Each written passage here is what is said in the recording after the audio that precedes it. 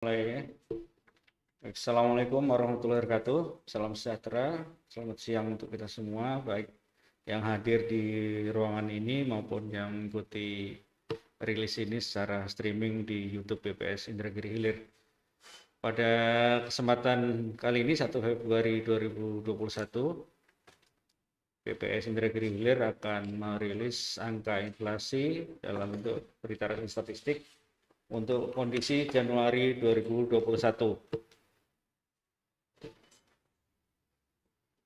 Ya, jadi Kota Tembilahan di Januari 2021 ini mengalami inflasi sebesar 0,30%, di mana IHK yang kami hitung 106,58. Sementara untuk tingkat nasional, inflasi Indonesia sebesar 0,26% dengan IHK 105,95. Dari 90 kota di seluruh Indonesia yang menghitung IHK, yang menghitung angka inflasi, 75 kota mengalami inflasi, sementara 15 kota mengalami deflasi. Ya, jadi perubahan harga tertinggi atau inflasi terjadi di Kota Mamuju, Sulawesi Barat, sebesar 1,43%, sementara inflasi terendah di Kota Ambon dan Balikpapan sebesar 0,02%. Sementara itu dari 15 kota yang mengalami deflasi, tertinggi terjadi di Kota Bau-Bau sebesar 0,92%, sementara deflasi terendah di Kota Pontianak sebesar 0,01%. Kita lihat kondisi Januari ini dibandingkan dengan tahun 2001 terhadap tahun 2020 untuk inflasi bulanan, yaitu di Januari ini tahun 2021 ini sedikit lebih rendah, jadi 0,3, sementara di tahun 2020 0,41. Kalau tahun kalender sama karena baru berjalan 1 bulan. Kalau kita lihat inflasi dari tahun ke tahun, justru di tahun 2021 cukup tinggi, karena ini dibandingkan dengan kondisi di Januari 2020. Agak tinggi, sementara 2020 hanya 1,89, kalau 2021 3,18, ini cukup tinggi. Jika dilihat lebih detail lagi, lebih rinci per kelompok pengeluaran, maka inflasi tertinggi masih disumbangkan oleh kelompok makanan, minuman, dan tembakau 0,47%. Kemudian berikutnya disumbang oleh kelompok pengeluaran perumahan, air, listrik, dan bahan bakar rumah tangga sebesar 0,24%, kesehatan 0,03%, transportasi masih menyumbang 0,53%, kemudian inflasi kelompok perawatan pribadi dan sisa lainnya 0,61%. Jadi ada 5 kelompok, 5 kelompok yang mengalami inflasi di Kota Tembilahan ini. Ya, secara rinci seperti bisa dilihat di tabel di layar, ya, baik itu inflasi kalender, inflasi bulanan maupun inflasi dari tahun ke tahun. Memang sesuai dengan bobotnya, ya, andil terbesar tetap di kelompok makanan, minuman, dan tembakau.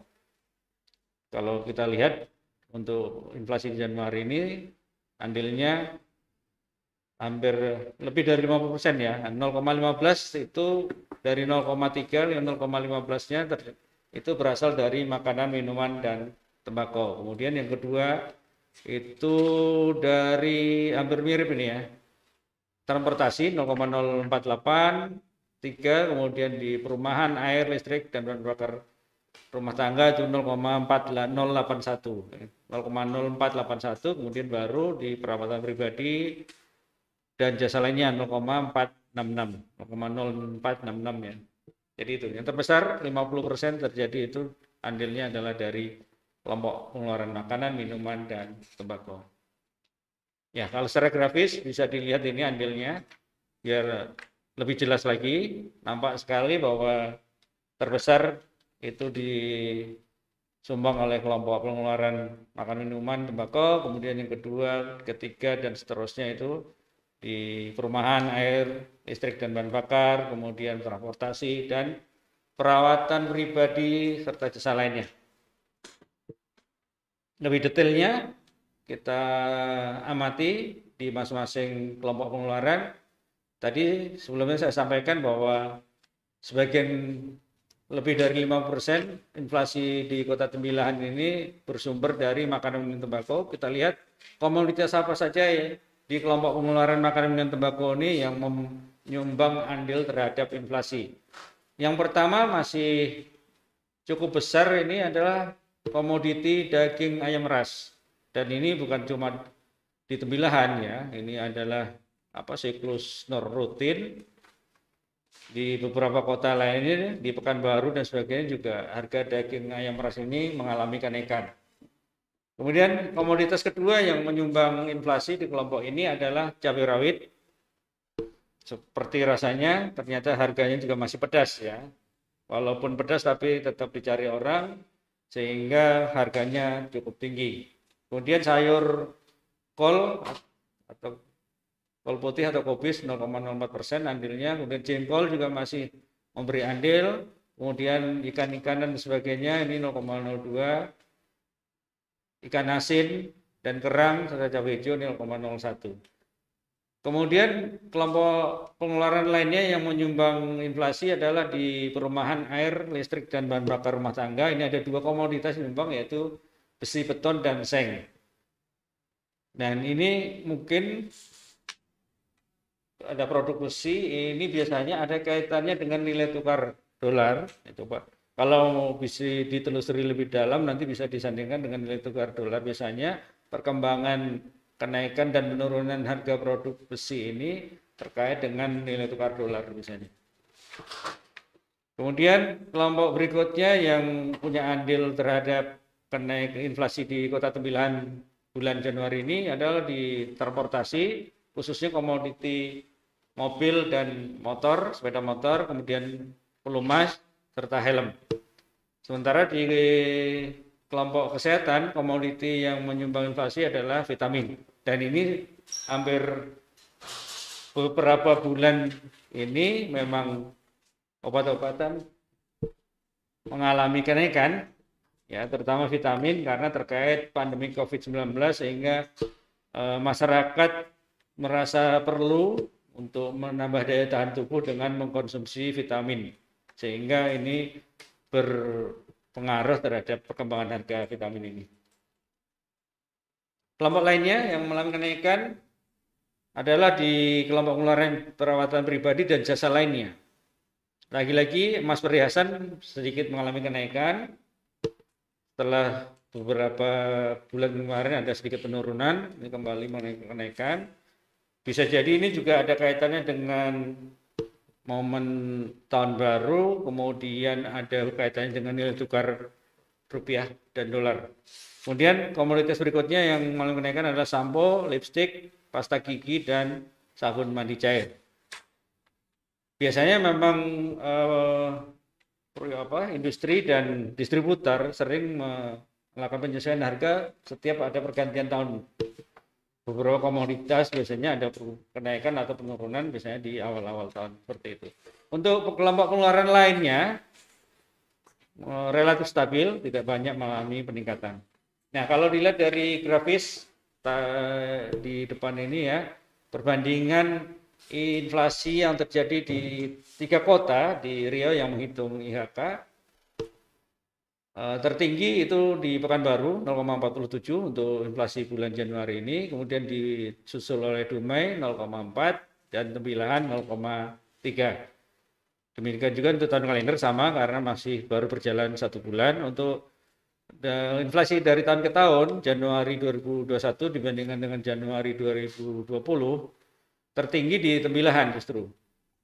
Inflasi sebesar 3,18, kemudian disusul Dumai 3,74 dan diikuti Pekanbaru 2,31. Ya, itu ya untuk kondisi inflasi di bulan ini. Dan perlu kami sampaikan bahwa di tanggal 21 Januari kemarin BPS sudah merilis angka hasil jumlah penduduk berdasarkan sensus penduduk 2020 Yang bisa dirilis baru sebatas jumlah penduduk dan komposisi penduduk ini saja. Ini dalam bentuk infografis. Jadi di tahun 2020 ini hasil pengumpulan baik kombinasi antara sensus penduduk online dan wawancara di bulan September kemarin, penduduk Tembila Inhil ya, Indragiri Hilir sebanyak 654.900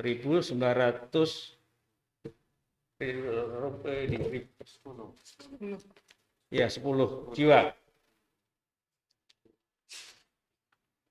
Penduduk terbesar itu di kelompok produktif ya, umur 15 sampai 64 tahun itu sebanyak 71,17%. Rasio jenis kelamin 108, artinya dari 100 penduduk wanita ada 108 penduduk laki-laki. Jadi ini kalau kita artikan bahasa gampangnya, laki-laki akan sulit mendapatkan jodoh yang terbaik karena saingannya kuat. Stok ini calon istri terbatas gitu kan, jadi perlu usaha keras. Ya, laki-laki yang terbaik lah yang bisa mendapatkan jodohnya. Yang belum nikah ini harus siap-siap mengatur ini, mempersiapkan diri. Karena makin tinggi rasio jenis kelaminnya. Dari 654.910 jiwa tadi, kalau kita bagi menurut kelompok generasi ya, itu terbesar adalah di Gen Z, generasi Z. Itu yang berumur berapa tuh? Nggak kelihatan. 8-23. Ya, 8-23, usia sekolah. Usia sekolah berarti. Dari SD sampai kuliah. Anak-anak yang memang hidupnya tidak bisa lepas dari gadget gitu. Waktu lahir udah megang gadget, udah megang HP walaupun HP-nya masih sederhana. Kemudian disusul yang terbanyak kedua itu kelompok milenial. Kelahiran tahun 80 sampai 96 ya. 39 ya. Ya. 24 sampai 39. Umurnya kan. Ya kelahiran 80 berapa itu? 90-an ya. 97 sampai 2000 sekian ya. 8196 ya. 89 betul kan? Ya, itu Gen Z tuh. Milenial. Milenial ini generasi yang lahir di awal-awal perkembangan teknologi komputer tahun 80-an kan. Kemudian ada Gen X 65 sampai 80-an ya. 45. Nah, 21%. Saya berarti kelompok Gen X ini ya. Ya, yang terkaget-kaget dengan perkembangan teknologi itu kadang pada saat sudah dewasa baru muncul teknologi sehingga perlu pembelajaran yang kuat gitu. Kemudian kelompok berikutnya baby boomer dan sebagainya itu ya. Kalau baby boomer ini angkatan yang lama-lama ya, yang masih pakai mesin ketik. Dulu jangan-jangan dulu buat skripsi juga pakai mesin ketik. Dan ada lagi kelompok di atas yang masih kecil-kecil baru TK, anak bayi, dan itu post Gen Z itu 10%. Jadi yang terbesar adalah anak muda, generasi milenial dan generasi Gen Z ini, yang itulah yang nanti akan beri warna di Indragiri Hilir ini. Ya, ini sekilas ya yang bisa kami sampaikan mengenai hasil sensus penduduk. Data lebih rinci sampai level bawah belum bisa kami sampaikan karena masih dalam proses ini pengolahan belum. Jadi baru sebatas total penduduk per kabupaten menurut jenis kelamin dan menurut kelompok umur. Ini hasilnya yang bisa kami sampaikan. Dan untuk inflasi serta hasil penduduk ini bisa saya sampaikan. Data-data yang dihasilkan oleh BPS bisa diakses dari berbagai platform. Ada website, baik itu level kabupaten di banyak cara menunjukkan .go.id, level provinsi di rio.bps.go.id, kemudian nasional bps.go.id. Selain itu, untuk memudahkan bagi kita semua yang biasa menggunakan HP, Android maupun iOS ya, iPhone, bisa mendownload aplikasi Allstat. Jadi dengan aplikasi itu lebih memudahkan kita untuk mengakses data-data yang sudah dirilis oleh BPS. Jadi dimanapun, kalau dengan browser pakai buka website kan agak rumit, agak susah karena tampilannya kadang tidak kompatibel, susah melihatnya. Lebih mudah dengan aplikasi Android tersebut. Mungkin untuk lebih jelasnya nanti Mas Rian akan menjelaskan sedikit mengenai aplikasi Allstat itu seperti apa. Sebagai gambaran nanti biar memudahkan Bapak-bapak dalam mengakses data melalui aplikasi tersebut.